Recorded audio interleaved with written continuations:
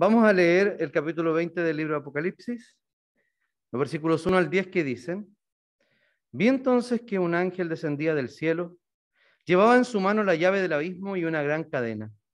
Apresó al dragón, que es la serpiente antigua, y que es también el diablo y Satanás, y lo ató durante 1000 años. Luego lo arrojó al abismo y lo encerró y selló la puerta para que no volviera a engañar a las naciones hasta el cabo de los 1000 años. Después de esto, esto es necesario que se le suelte por un poco de tiempo. Vi entonces unos tronos y sobre ellos estaban sentados los que recibieron la autoridad para juzgar. También vi a las almas de los que fueron decapitados por causa del testimonio de Jesús y por la palabra de Dios. Ellos son los que nunca adoraron a la bestia ni a su imagen, ni aceptaron jamás llevar su marca en la frente ni en las manos. Y estos volvieron a vivir y reinaron con Cristo durante 1000 años. Esta es la primera resurrección, pero los otros muertos no volvieron a vivir hasta que se cumplieron los 1000 años. Bienaventurados los santos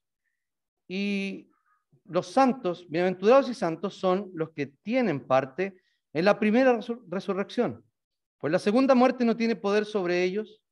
Al contrario, serán sacerdotes de Dios y de Cristo y reinarán con él durante 1000 años.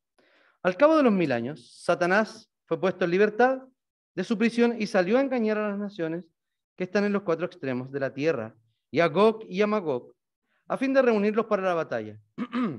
Su número era incontable como la arena del mar. Y subieron por todo lo ancho de la tierra y rodearon el campamento de los santos y la ciudad amada.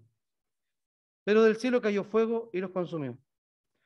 El diablo, que los había engañado, fue lanzado al lago de fuego y azufre, donde estaban la bestia, el falso profeta y el falso profeta. Y allí serán atormentados todos los días y noche, día y noche, por los siglos de los siglos. Amén. Oremos. Amado Señor, te damos gracias por tu palabra.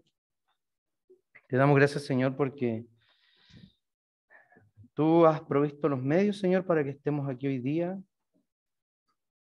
Te rogamos que nos hables, Señor, este primer domingo del año, que en nuestra mente terrenal y temporal tiene un significado especial, Señor. Te rogamos que tú nos hables y que nos marques el camino, Señor, de este año con tu palabra. Te damos gracias, Señor, en el nombre y en los méritos de Jesús. Amén. Como ya hemos explicado innumerables veces, tenemos estas son 7 series paralelas del libro de Apocalipsis. Estas 7 series comienzan y terminan básicamente con la primera venida de Cristo y la segunda venida de Cristo, y luego avanzando hacia el juicio final y hacia el cielo nuevo y la tierra nueva. Esta sección es la que nos va a dar menos detalles de la era en la que vivimos hoy día y muchos más detalles de la era que está por venir. ¿Ok? Solo una cuestión técnica. Recordemos que los símbolos son símbolos. Entonces, se nos va a explicar de diferentes maneras la venida de Cristo. Eso no significa que venga cada vez como se le es descrito. O sea, a veces viene en las nubes, se nos presenta también viniendo como un jinete, se nos presenta, bueno, acá se nos presenta descendiendo con la Nueva Jerusalén.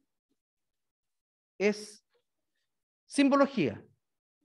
Lo que va a pasar ahora es la parte de las consumaciones. O sea, del 20 al 22 se nos va a relatar una séptima parte que comienza con la primera venida de Cristo. Y vamos a ver, primero, Satanás es atado. Va a ser o fue sujetado por un ángel por 1000 años. Esto es un asunto de discusión muy larga. El que quiera conocer más, puede leer. Yo les puedo mandar algún material de alguna clase que hicimos alguna vez con las posiciones sobre el milenio, que son llamadas premilenaristas, amilenaristas, postmilenaristas, etc. Pero no nos vamos a adentrar en eso. Vamos a ver qué nos dice este texto y cuál es nuestra interpretación de él. Leamos la primera parte. Dice, voy a leer algunos en NBI. Vi además a un ángel que bajaba del cielo con la llave del abismo y una gran cadena en la mano. Sujetó al dragón y aquella serpiente antigua que es el diablo Satanás y lo encerró por 1000 años. Bien. Si nosotros creemos, tenga su Biblia abierta, si nosotros creemos que el 19-21 es una continuación lineal y cronológica, voy a repetirlo para que pongan mucha atención. Si nosotros creemos que el versículo 19-22 es continúa en el versículo 1 del capítulo 20, ¿me entienden? Si es una continuación cronológica y lineal, entonces tendríamos que decir que el milenio está en el futuro. ¿Me explico? Porque viene Cristo, las bodas del Cordero, y luego vendría el milenio, ¿cierto? Entonces el milenio tendría que ser futuro. Sin embargo, nosotros creemos que termina, como cada sección, abruptamente, la sexta sección, en el 19-21, y luego va a retroceder para nombrar una nueva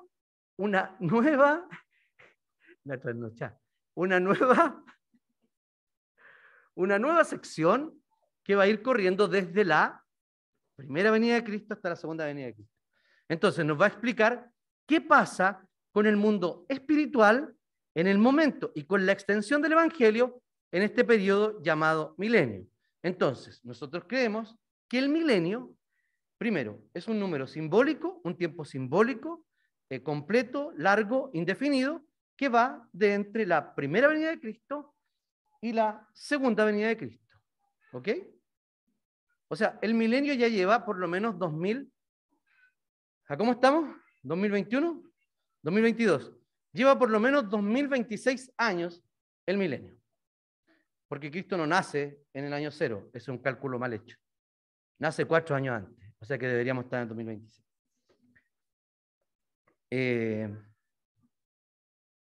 ¿Qué pasa? Ya dijimos que este es un símbolo, pero los personajes y los efectos son acciones reales. No es que sea algo fantástico o mitológico o legendario, es real. O sea, el símbolo dice algo, pero la realidad que está detrás del símbolo es mucho mayor. ¿Ya?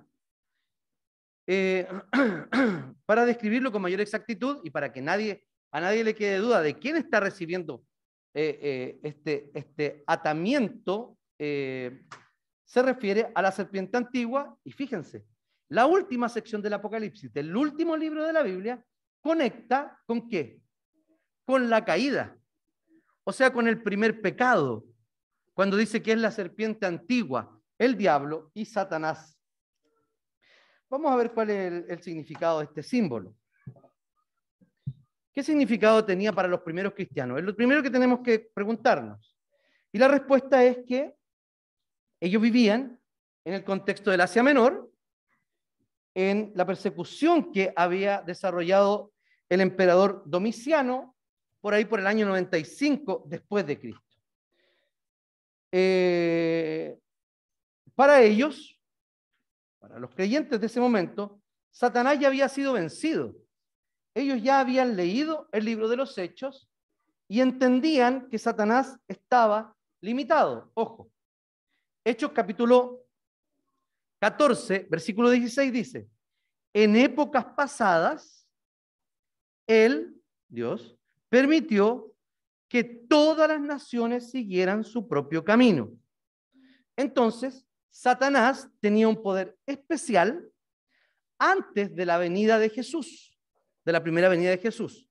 La propia Biblia lo dice, ¿cierto? De hecho, el Nuevo Testamento le concede un cierto poder diciendo que es el príncipe de este mundo, el príncipe de este siglo, etcétera. le da cierto poder, aunque en el Nuevo Testamento, o después de la venida de Cristo, no es que Dios antes haya tenido menos poder con él, sino que en términos judiciales, hoy día Satanás está atado, no acusa a los escogidos, como lo vimos en el capítulo 12, y aquí tenemos otro elemento, que sería también, como en el capítulo 12, que es el inicio de la cuarta sección o quinta sección. En el capítulo 20 nos está diciendo lo siguiente, que Satanás fue atado. Fíjense lo que dice el mismo libro de Hechos también. Por lo tanto, siendo descendientes de Dios, no debemos pensar que la divinidad sea como el oro o la plata o la piedra. Está hablando de la idolatría de los tiempos antiguos. Escultura hecha como resultado del ingenio y de la destreza del ser humano. Pues bien, Dios pasó por alto aquellos tiempos de tal ignorancia, pero ahora manda a todos y en todas partes que se arrepientan. ¿Se notan la diferencia entre antes de la primera venida de Cristo y después de la primera venida de Cristo? O sea, primero tuvo paciencia, soportó la ignorancia, pero ahora les pide que todo el mundo se arrepienta. De hecho, la misión cambia. Israel estaba llamado a llamar a las naciones a adorar a Dios.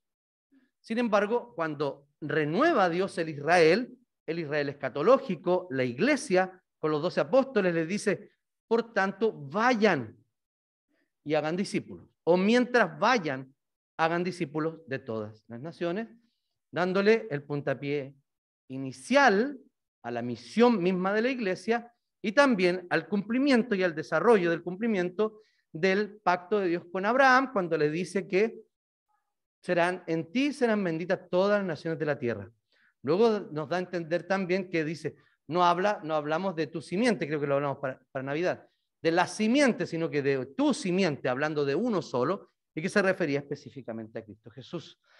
Entonces, nosotros nos hemos preguntado alguna vez si veremos triunfando el evangelio en el mundo cuando vemos que todo está perdido.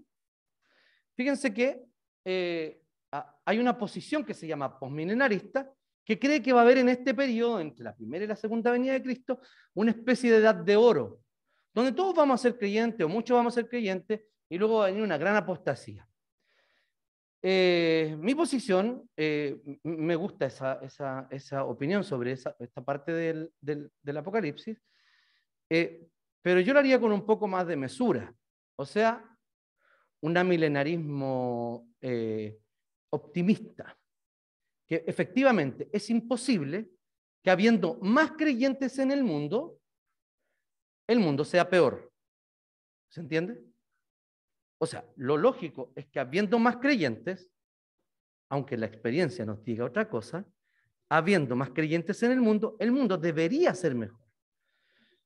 Bueno, uno de los eventos concominantes de la venida, o los que van a venir antes, empujando la segunda venida, es que el evangelio sea predicado a todo el mundo y después venga el fin. ¿Qué significa eso? Significa que el evangelio va a ser relevante para todas las culturas del mundo y después de ese proceso y otras cosas más que deben suceder, vendrá el Señor Jesucristo. No sabremos el tiempo exacto, pero sí podemos leer los tiempos, ¿ya? Aunque con mucha cautela, claramente. Entonces, ¿cuál es la respuesta respecto a eso? Fíjense lo que dice el Salmo 72. Perdón. Primero el Salmo 2, versículos 7 y 8. Regocíjense. ¿En qué sentido? Yo publicaré el decreto. Jehová me ha dicho, mi hijo eres tú y yo te engendré hoy. Pídeme y te daré por herencia a las naciones y como posesión tuya los confines de la tierra. No está hablando de un dominio político, está hablando de un dominio espiritual, de extensión del reino. Fíjense lo que dice, dominará de mar a mar, desde el río hasta los confines de la tierra. Ante él se postrarán los moradores del desierto y sus enemigos lamerán el polvo. Los reyes de Tarsis y de las costas traerán presentes. Los reyes de Saba y de Seba ofrecerán dones. Todos los reyes se postrarán delante de él, todas las naciones le servirán. Será su nombre para siempre. Se perpetuará su nombre mientras dure el sol. Benditas serán en él todas las naciones y lo llamarán bienaventurado. Esto claramente se comienza a cumplir en la primera venida de Cristo. Pero luego los matices que tiene sobre dominio y sobre reino son claramente cuestiones que van a suceder de una forma mucho más visible. El reino está entre ustedes, el reino ha venido, el reino se ha acercado, pero el reino cuando venga Cristo será consumado. Y el Señor no reinará por 1000 años. El Señor ya está reinando durante estos 1000 años, que es un número simbólico, en el cielo, junto a los santos que están en el cielo. Pero su reino después de la segunda venida será eterno. De hecho, reinará con el Padre y Él será la lumbrera por la cual podremos ver a Dios, porque dice la Escritura que Él es corporalmente toda la plenitud de la deidad. La iglesia entonces, independientemente de las circunstancias que viva, será vencedora. ¿Por qué razón? Porque Cristo simplemente ya ha vencido. ¿Qué dice? El versículo 3. Lo arrojó al abismo, lo encerró y tapó la salida para que no engañara más a las naciones hasta que se cumplieran los 1000 años. Después habrá de ser soltado por algún tiempo. Entonces, ¿cuál es la idea? Fíjense, Satanás es atado. La pregunta es, ¿hay algún testimonio en el Nuevo Testamento que nos diga, que nos hable algo, incluso en esta figura de atamiento? Sí lo hay. Mateo capítulo 12, versículo 29 dice, ¿o cómo puede entrar alguien en la casa de un hombre fuerte y arrebatarle sus bienes a menos que primero le ate? Entonces, solo entonces podrá robar su casa. Está hablando de cómo el Señor comienza a asaltar el reino de Satanás, que había sido usurpado en Génesis capítulo 3, y viene Cristo a comenzar a recuperar ese reino. Aquí está hablando de atar. Entonces Cristo viene, ¿por qué? Porque el contexto aquí es por qué poder echar fuera demonios. Entonces aquí Jesucristo les dice a los fariseos que lo que está haciendo es que lo primero, antes de arrebatarle a los que tiene bajo su poder, lo primero que hará es amarrarlo. ¿Y qué significa este amarre? Significa lo siguiente. El mismo texto nos da el límite y el objetivo del atamiento. Dice, y tapó la salida para que no engañara más a las naciones. ¿Recuerdan el texto anterior? Que estaban perdidos, que Dios les había tenido paciencia, que estaban en ignorancia. Ahora no va a poder engañar más a las naciones. ¿Qué significa esto? Uno dice, pero la gente está completamente engañada por Satanás. Es cierto. Pero ¿qué significa para que no la engañe? Significa lo siguiente, que en este periodo, entre la primera y la segunda venida de Cristo, no hay nada que sea lo suficientemente fuerte como para detener el avance del Evangelio. De hecho, Jesús ya lo dijo, ni las puertas del Hades prevalecerán contra ella, hablando de la iglesia. Entonces, uno dice, ya, ok, pero si hay persecuciones y todo eso, mi pregunta es, después de cada persecución, ¿el Evangelio ha dejado de extenderse? No. De hecho, cuando la iglesia está cómoda y abundante, como pasa en las iglesias europeas, el Evangelio termina por detenerse. Aunque sabemos que en Europa, siendo la mayoría ateos, agnósticos, tal vez ya no la mayoría ya está siendo musulmán, la tasa de nacimiento, ustedes la saben, es 8 por 1,5. Uno pareciera que el Evangelio no está avanzando, pero el reino de Dios es oculto hoy día y sabemos que está avanzando tanto como Dios quiere que avance en esos lugares. A pesar del gobierno chino, que hoy día prohibió transmisiones de la de cultos online, parece que tienen que llenar algún tipo de solicitud o permiso para ocupar el espacio virtual. La iglesia china sigue avanzando. Es una iglesia subterránea, una iglesia que no ha parado de crecer por la persecución comunista. O sea, pueden aparecer miles de enemigos, pero Satanás está lo suficientemente atado como para no engañar más a las naciones y que el terreno para el evangelio esté óptimo. ¿Qué nos dice a nosotros esto? Nos dice que el evangelio no se extiende por nuestra responsabilidad, o no se extiende lo suficiente por nuestra responsabilidad, porque hemos sido flojos, porque hemos sido quedados, porque hemos sido básicamente desobedientes. ¿Se acuerdan de la enseñanza del pastor Michael Gojín cuando vino y predicó sobre el capítulo 1 de Hechos? Y me seréis testigos en Jerusalén, Samaria, Jerusalén, Judea, Samaria y hasta el último de la tierra. Y él nos enseñaba y decía que realmente fue una luz para la interpretación de ese texto. Dice, aquí no tenemos opción si somos o no testigos. Este es un llamado para toda la iglesia, para todo creyente, porque el verbo está en imperativo. Entonces, como yo he recibido, ustedes van a recibir poder, me serán testigos. Y él decía, hay dos formas de ser testigos, porque siempre es testigo. Un testigo fiel o un testigo infiel.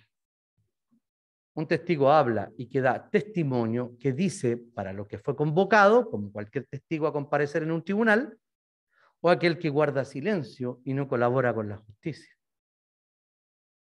Somos testigos. El punto es si somos testigos fieles o infieles.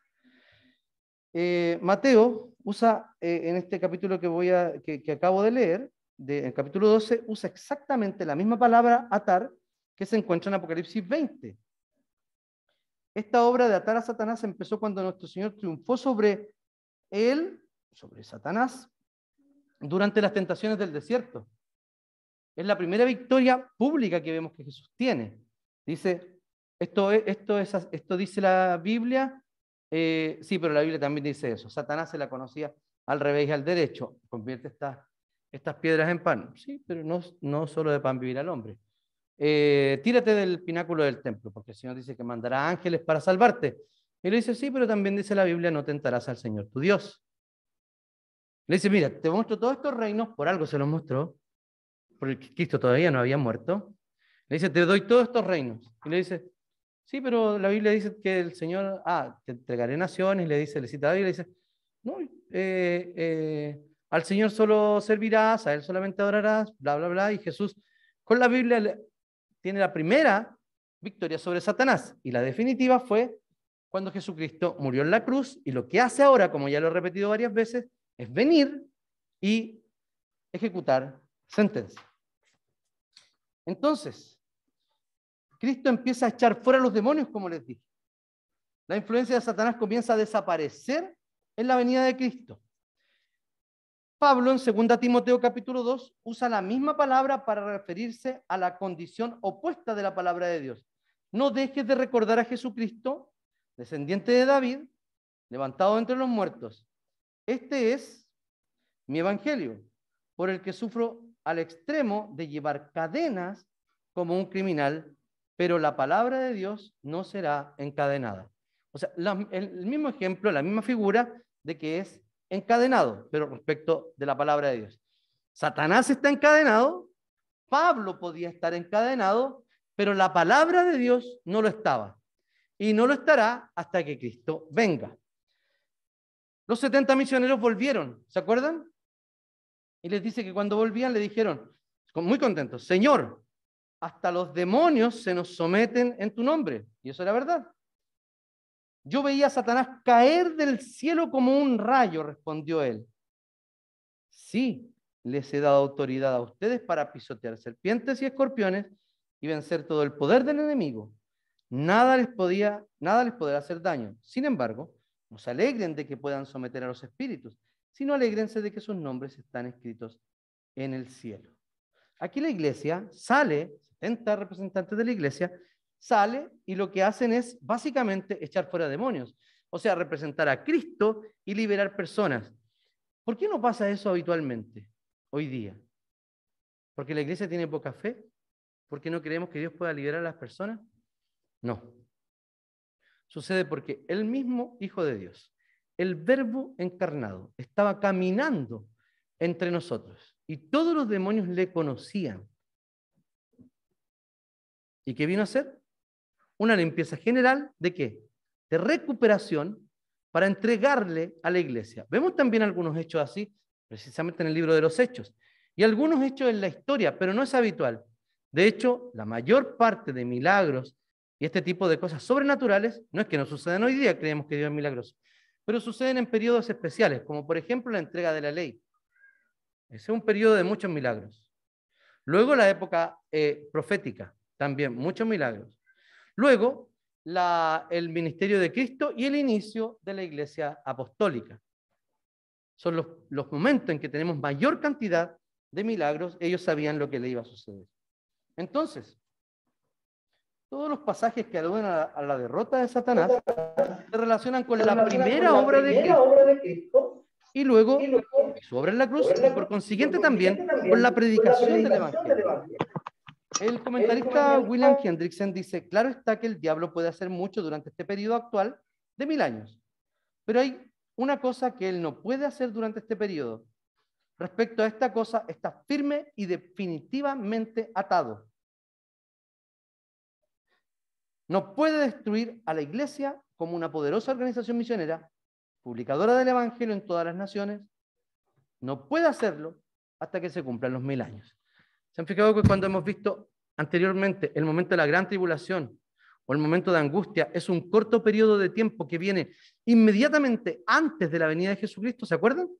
Por ejemplo, el caso de los 2 testigos, los 3 años y medio, los 1260 días, tiempos y la mitad de un tiempo. Bueno, no significa que sean 3 años y medio literales. Significa que es un tiempo incompleto porque es la mitad de 7. Un tiempo corto, limitado. Exactamente igual pasa aquí. Si los ponemos en paralelo, estaría en paralelo con esos capítulos, con esos versículos que están en el resto de Apocalipsis, en el corto tiempo, cuando se le da poder a Satanás para perseguir a la iglesia y para reunir a los enemigos de Dios para enfrentarse a ella y para oponerse también a Cristo. Entonces, este encadenamiento